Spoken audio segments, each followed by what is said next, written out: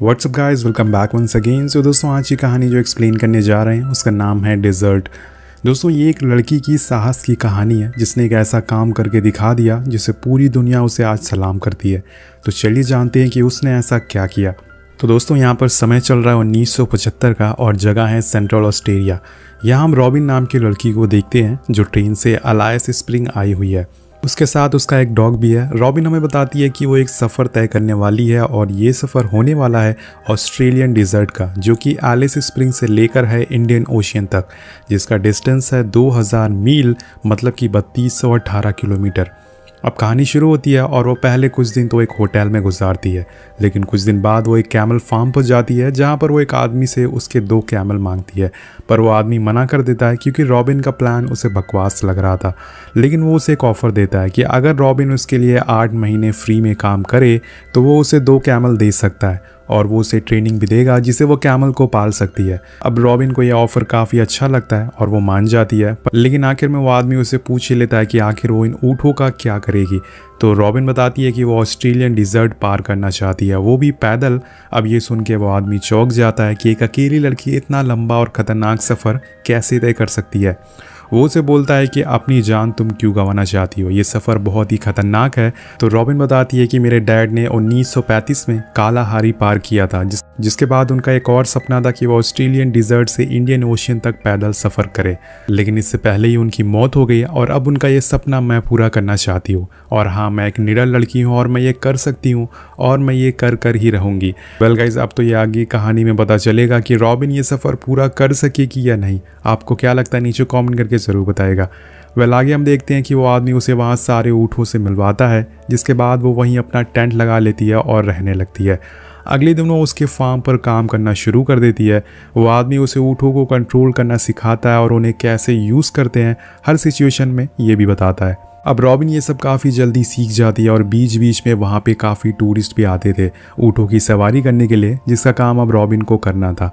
ऐसे ही करते करते दिन करीब आने लगते हैं और एक दिन वो आदमी उससे बोलता है कि तुम अपने जूते उतार कर रहा करो, अपने पैरों को तैयार करो रेगिस्तान पर चलने के लिए, तब जाकर तुम इतने लंबे सफ़र को तय कर सकोगी। वेल गाइज, आखिरकार रॉबिन को अब यहाँ पर काम करते करते पूरे 8 महीने हो जाते हैं, जिसके बाद रॉबिन उसके पास जाती है और उससे अपनी डील के बारे में बात करती है, लेकिन वो आदमी उसे धोखा दे देता है और उसे वहाँ से डांट के भगा देता है। रॉबिन गुस्से में वहाँ से अपना सामान वगैरह लेके सदर्न एरिया की तरफ चली जाती है, जहाँ उसे एक टूटा हुआ घर दिखता है। वो अपने डॉग के साथ वहीं रुकने का फैसला करती है। अब थोड़ी दूर पर उसे एक और फार्म दिखता है। उस फार्म के मालिक का नाम था सलाई। वो उसे कहता है कि तुम 2000 मील का सफ़र अकेले तय कर रही हो, लगता है तुम्हें अपनी जान प्यारी नहीं है। लेकिन वो उसमें उसकी मदद करने को तैयार हो जाता है और कहता है कि मैं तुम्हें एक ही ऊँट दे पाऊँगा, जिसके लिए तुम्हें मेरे लिए 1 महीने तक काम करना होगा। अब रॉबिन मान जाती है और उसके यहाँ काम करना चालू कर देती है और उसी दिन से वो काम में लग जाती है। सलाई उसे अपने ऊँटों के साथ घुमाने के लिए ले जाता है और उसे काफ़ी मज़ा भी आता है। अब धीरे धीरे करके 1 महीने बीत जाते हैं और इस बारी रॉबिन को वो ऊँट मिल जाता है क्योंकि सलाई इस बार उसे धोखा नहीं देता। लेकिन दोस्तों, ये सिर्फ एक ही ऊँट था, उसे अपना सफ़र पूरा करने के लिए और भी ऊँट चाहिए थे, लेकिन अभी उसे एक ही से काम चलाना पड़ेगा। अब एक दिन उससे कुछ लोग मिलने आते हैं जो कि उसके दोस्त ही होते हैं। रॉबिन उन्हें देख के काफ़ी खुश होती है क्योंकि उसने 1 साल बाद किसी अपने को देखा था। उसके दोस्त के साथ एक रिक नाम का आदमी भी होता है जो असल में एक नेशनल जियोग्राफिक फोटोग्राफर होता है। रिक उसे बताता है कि तुम इस सफ़र के बारे में मैगजीन को बता सकती हो, जो इस खबर को पूरी दुनिया में छापेंगे और तुम फेमस भी हो सकती हो। अब रॉबिन की एक दोस्त उसे बताती है कि तुम्हें इतना लंबा सफ़र तय करने की क्या ज़रूरत है, तुम छोटा सा एक डेस्टिनेशन तय कर सकती हो और उसे पूरा कर सकती हो। लेकिन रॉबिन मना कर देती है क्योंकि ये सफ़र उसके लिए नहीं बल्कि उसके पापा के लिए है। इसके बाद वो लोग काफ़ी बातें करते हैं, लेकिन वो सब बातें अब रॉबिन को पसंद नहीं आ रही थी क्योंकि उसे लग रहा था कि ये लोग उसका समय बर्बाद कर रहे हैं और उसे लक्ष्य तक पहुँचने से रोक रहे हैं। इसलिए वो बाहर आ जाती है और अपने ऊँटों के साथ बातें करने लगती है। अब कुछ समय बाद उसके दोस्त वहाँ से जाने लगते हैं और रिक उसकी एक फ़ोटो क्लिक करता है और वहीं पर रख देता है। अब उसके जाने के बाद रॉबिन उस फोटो को देखती है तो उसके पीछे एक नोट मिलता है जिस पर लिखा हुआ था कि अगर तुम्हें मेरी ज़रूरत पड़े तो मुझे वाशिंगटन DC संपर्क करना, मैं तुम्हारी मदद करने ज़रूर आऊँगा। अब उन लोगों के जाने के बाद वहाँ सलाई आता है जो उसे बताता है कि जो ऊँट को वो लेके आई थी वो असल में प्रेग्नेंट है। अब ये बात पता चलने पर रॉबिन फैसला करती है कि वो आगे का सफ़र तभी तय करेगी जब ये ऊँट बच्चे को जन्म दे देगा। सीन शिफ्ट होता है और हम देखते हैं कि रॉबिन उसी फॉर्म पे वापस गई है जहाँ पे वो पहले काम करती थी। लेकिन वहाँ जाने पे उसे पता चलता है कि पहले वाला मालिक ने अपना फार्म किसी और को बेच दिया है। अब वहाँ कोई नया मालिक आ गया है। रॉबिन उस नए मालिक से कहती है कि यहाँ पर जो पहले वाला मालिक था उससे मेरी बात हुई थी, उसने मुझे 2 ऊँटों को देने का वादा किया था, लेकिन उसने मुझे नहीं दिया, अब तुम मुझे वो दे दो। लेकिन वो मालिक मना कर देता और कहता है कि तुम्हारी जिससे बात हुई थी तुम उसी से मांगो।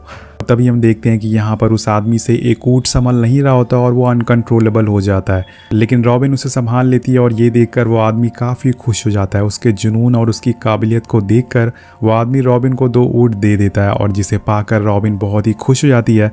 अब रात होने पर वो रिक को एक लेटर लिखती है कि मैं चाहती हूँ तुम्हारी कंपनी नेशनल जियोग्राफिक चैनल मेरी इस ट्रिप को स्पॉन्सर करे, जिससे मुझे थोड़ी हेल्प हो जाए। वो लेटर उसके दिए हुए पते पर भेज देती है और आगे हम देखते हैं कि उसके ऊँट ने अब एक बच्चे को जन्म दे दिया है। इसी तरह से कुछ और दिन बीत जाते हैं। अब एक दिन उसके पास सलाई आता है जो उसे वॉशिंगटन से आया हुआ लेटर देता है। रॉबिन उसे देख के काफ़ी खुश होती है क्योंकि वो लोग उसकी ट्रिप को स्पॉन्सर करने को तैयार हो गए थे, लेकिन उनकी एक कंडीशन होती है। वो चाहते हैं कि रिक भी उसके साथ जाए और वो एक डॉक्यूमेंट्री बनाए, लेकिन रॉबिन को ये बात पसंद नहीं आती। वो अकेले ये सफ़र तय करना चाहती है क्योंकि अकेले ही सफ़र करने से हम अपने अंदर के इंसान को ढूंढ पाते हैं। अब कुछ दिन बाद वहाँ रॉबिन की सिस्टर आती है और उन लोगों के साथ रिक भी होता है। वो उसके लिए ट्रिप का सामान लेकर आया था जो उसके लिए मददगार होने वाला था। वहीं सलाई रॉबिन को एक बंदूक भी देता है और बोलता है कि अगर तुम्हारे पास कोई जंगली ऊँट आए तो उसे गोली मार देना बिना सोचे समझे। और फाइनली दोस्तों वो दिन आ जाता है जब रॉबिन अपनी ट्रिप के लिए निकल जाती है क्योंकि सभी ने उसकी इस सफ़र पर जाने में मदद की थी। तो अपने चारों कैमल और अपने डॉग के साथ इस तपते रेगिस्तान को पार करने जा रही थी। अब जाने से पहले रिक उसकी एक फ़ोटो क्लिक करता है मैगज़ीन के लिए। वो उससे कहता है कि मैं तुम्हें अब अगले डेस्टिनेशन पर मिलूंगा। अब फाइनली उसका सफ़र शुरू होता है और उसे इस गर्मी में पूरा डिज़र्ट पार करना होता है। अब धीरे धीरे करके उसे 29 दिन हो जाते हैं और वो पहले वाली रॉबिन नहीं रही। उसके मुंह पर दाग आ चुके हैं, वो प्यासी है। इसके बाद वो एक नेशनल पार्क पहुंचती है, लेकिन वहां के गार्ड उसे अंदर जाने से मना कर देते हैं क्योंकि वहां जानवरों को ले जाना अलाउ नहीं था, जिस वजह से वो वहीं बाहर टेंट लगा लेती है। और इसी बीच वहां रिक आ जाता है जो उसकी फ़ोटो क्लिक करता और चला जाता है, पर उसने जो फ़ोटो ली थी वो सही नहीं आई होती है। इस वजह से वो कल दोबारा उससे मिलने आता है और तभी वहाँ एक रेतीला तूफान आ जाता है जिसमें रॉबिन का सारा सामान बिखर गया था, लेकिन रिक उसकी मदद करने के बजाय उसकी फ़ोटो लिए जा रहा था और ये देखकर वो बहुत ही गुस्सा हो जाती है और वहाँ से जाने लगती है। रिक को समझ आता है कि उसकी ही गलती थी, इसलिए वो उससे माफ़ी मांगता है और बोलता है कि मैं तुम्हें तस्मानिया विलेज में मिलूंगा, जो कि असल में ऑस्ट्रेलियन के ब्लैक लोगों का गाँव होता है। अब दोस्तों बीच बीच में रिक उसकी मदद करने आता था ताकि रॉबिन का हौसला बना रहे, उसकी हिम्मत ना टूटे और वो अपनी डॉक्यूमेंट्री भी बना सके। अब अगले दिन रॉबिन फिर से निकल जाती है। रास्ते में उसे हर बार की तरह कड़कती धूप का सामना करना पड़ता है, लेकिन उसके लिए ये सब आम बात हो गई थी और अब उसे पूरे 61 दिन हो जाते हैं। अब एक सुबह वो सोकर उठती है और देखती है कि उसका डॉग जिसका नाम डुकी है वो गायब है और उसके कैमल भी गायब होते हैं। वो परेशान हो जाती है, लेकिन थोड़ी देर में वो उसे मिल जाते हैं और वो उन्हें बहुत ही डांटती है और बोलती है कि मुझे छोड़कर दोबारा मत जाना, नहीं तो अच्छा नहीं होगा। इसके बाद वो उन्हें गले से लगा लेती है। अब ऐसे ही करते करते वो उस गांव पर पहुंच जाती है जो कि एक ब्लैक लोगों का होता है। ये काफ़ी ट्रेडिशनल विलेज होता है। वहाँ पर रिक अपने सीनियर के साथ पहले से ही मौजूद था, जिसके बाद वो लोग वहाँ आराम करते हैं और अगले दिन रिक वहाँ से चला जाता है, लेकिन रॉबिन उनके साथ थोड़ी देर और रुकने का फैसला करती है। वो उनके रहने के तरीक़ों को समझना चाहती थी कि आखिर ये लोग कैसे इतने कम चीज़ों में भी अपना गुजारा कर लेते हैं। वो उन लोगों से काफ़ी बातें करती है और उनके साथ ट्रेडिशनल सॉन्ग पर डांस भी करती है और अगले दिन वहाँ से निकल जाती है। अब एक दिन रॉबिन खाना खा रही होती है, लेकिन इसी बीच उसे 3 जंगली ऊँट मिलते हैं जो कि उसकी तरफ आ रहे थे और उसका डॉग ये देखकर डर जाता है और भौंकने लगता है। पहले तो रॉबिन सोचती है कि वो यहाँ से भागकर कहीं दूर चली जाए, लेकिन वो ऐसा नहीं कर सकती, इसलिए उसे मजबूरन उन तीनों ऊँटों को गोली मारनी पड़ती है, जैसे कि सलाई ने कहा था। और फिर कहानी आगे बढ़ती है। अब धीरे धीरे उसके चेहरे पर धूप और गर्मी का असर दिखना शुरू हो गया था। उसके पैर अब कांपने लगे थे क्योंकि अब उसका शरीर धीरे धीरे कमज़ोर होने लगा था। लेकिन तभी उसे एक सूखी हुई झील दिखती है और ये झील उसके लिए एक उम्मीद की तरह होती है। वो अपने ऊँटों को पानी पिलाती है और ख़ुद भी फ्रेश हो जाती है। इसी बीच वहाँ कुछ तस्मानिया लोग आते हैं। वो लोग काफ़ी अच्छे होते हैं। रॉबिन उन लोगों के साथ बैठ के बातें करती है। तभी एक आदमी उसे पूछता है कि तुम कहाँ जा रही हो। तो तो वो बताती है कि मैं वेस्टर्न ओशियन की तरफ जा रही हूँ। और ये सुन के भी वो आदमी चौंक जाता है कि अकेली लड़की कैसे सफ़र तय कर सकती है। यहाँ इन्हें पता नहीं होता कि लड़कियाँ कुछ भी कर सकती हैं। अब वो आदमी अपने ग्रुप में से एक एडी नाम के आदमी को उसके साथ भेजता और बोलता है ये तुम्हें छोटे रास्ते से लेके जाएगा क्योंकि इसे रास्तों के बारे में अच्छे से ज्ञान है। अब रॉबिन को एक साथी मिल गया था एडी, जिससे कि शायद उसे थोड़ा हौसला और मिल सके। इसी तरह से दोस्तों 84 दिन बीत जाते हैं और एडी और रॉबिन आगे बढ़ने लगते हैं। बीच बीच में उन दोनों में काफ़ी बातें होती है। एडी को भी थोड़ी थोड़ी इंग्लिश आती थी, जिस वजह से वो क्या बोल रही है वो समझ जाता था। अब बीच रास्ते में उन्हें एक आदमी मिलता है और वो भी रॉबिन की तरह ट्रैवलर होता है। अब रॉबिन वहाँ रुककर थोड़ा आराम करती है और वो ट्रैवलर रॉबिन को बताता है कि एडी जिस कम्युनिटी से आता है वहाँ के लोग काफ़ी अच्छे और इज़्ज़तदार होते हैं। ये सुन के रॉबिन एडी के पास जाती है और उसे अपने साथ चलने को कहती है, पर वो ये कह के मना कर देता है कि उसके जूते फट गए हैं और आगे का सफ़र बहुत ही लंबा है। तो रॉबिन उसे उस ट्रैवलर के जूते दे देती है और उसे आगे चलने को बोलती है। अब वो उसके साथ चलने को मान जाता है। यहाँ रॉबिन ने अपनी बंदूक भी एडी को दे दी थी क्योंकि उसे बंदूक चलाना काफ़ी पसंद होता है। दोस्तों सफ़र आगे बढ़ता है और बीच रास्ते में उन्हें कुछ लोग मिलते हैं जो असल में फ़ोटोग्राफ़र होते हैं। वो रॉबिन की फ़ोटो खींचना चाहते थे, लेकिन वो उन्हें इग्नोर कर देती है और आगे बढ़ती है। अब धीरे धीरे रॉबिन की पॉपुलैरिटी पूरी दुनिया में मशहूर होती जा रही थी। अब ये आगे बढ़ते हैं और एडी आगे बढ़ने पर उसे कुछ पत्ते खिलाता है जो कि असल में न्यूट्रिशन का काम करते हैं। रॉबिन का एडी का साथ काफ़ी अच्छा लगने लगा था क्योंकि वो उसे सफ़र में क्या क्या करना चाहिए ये सारी बातें बता रहा होता है। अब कुछ दिन बाद इन्हें फिर से रिक मिलता है जो कि रॉबिन की एक फ़ोटो क्लिक करता है और वो उसे एक बंदूक भी देता है जो कि रॉबिन ने एडी के लिए मंगवाया था एक गिफ्ट के तौर पर। ये देख के एडी काफ़ी खुश होता है। दोस्तों एडी अपने गाँव पहुँच चुका था और उसी की तरह काफ़ी लोग वहाँ पर होते हैं। वो उन लोगों से सभी को मिलवाता है। अब यहाँ पर दोस्तों रॉबिन की हालत धीरे धीरे ख़राब होने लगी थी और ये देखकर रिक उससे पूछता है कि तुम अभी भी आगे जाना चाहती हो? तुम अपनी हालत देखो, तुम बहुत ही कमज़ोर हो गई हो। लेकिन वो कहती है कि जब मैंने इतने दिन गुजार लिए तो कुछ और दिन सही। दोस्तों यहाँ पर रिक रॉबिन से प्यार करने लगा था, इसलिए वो उसकी फ़िक्र करता था। वो कहता है कि ठीक है, मैं तुम्हारे लिए बीच रास्ते में पानी रख दूंगा जो तुम्हारी मदद करेगा। अब दोस्तों यहाँ पर एडी का सफ़र यहीं पे ख़त्म होता है। अब रॉबिन सभी को अलविदा बोलकर फिर से आगे निकल जाती है, लेकिन अभी भी उसका सफ़र बहुत ही लंबा है। उसे अब पूरे 180 दिन हो चुके हैं इस तपते रेगिस्तान पर। उसके शरीर पर अब छाले पड़ना शुरू हो गए हैं। उसकी हालत बहुत ही ज़्यादा ख़राब हो चुकी है। उसके पैर में छाले पड़ चुके हैं, उसकी बॉडी पर छाले पड़ चुके हैं। उसके पास अब पानी भी ख़त्म हो गया है, लेकिन वो हिम्मत नहीं हारती। वो अपने हौसले को टूटने नहीं देती। कुछ देर बाद उसे एक जगह पर एक घर दिखता है जहाँ पर एक बूढ़े कपल रहा करते थे। वो करीब जाती है और वो कपल उसे अंदर आने को कहते हैं। वो उसकी हालत देखकर सबसे पहले उसे तो कुछ खाने को देते हैं, जिसके बाद वो लोग उसे आराम करने को कहते हैं। रॉबिन कुछ दिन वहीं गुजारती है ताकि वो फिर से आगे का सफ़र तय कर सके। अब जाने का टाइम हो जाता है और जाते जाते वो कपल उसे मैप देते हैं और बोलते हैं कि अगर तुम इसे फॉलो करोगी तो जल्दी पहुंच जाओगी। और वो उसे थोड़े कपड़े भी देते हैं, जिसके बाद रॉबिन वहां से निकल जाती है।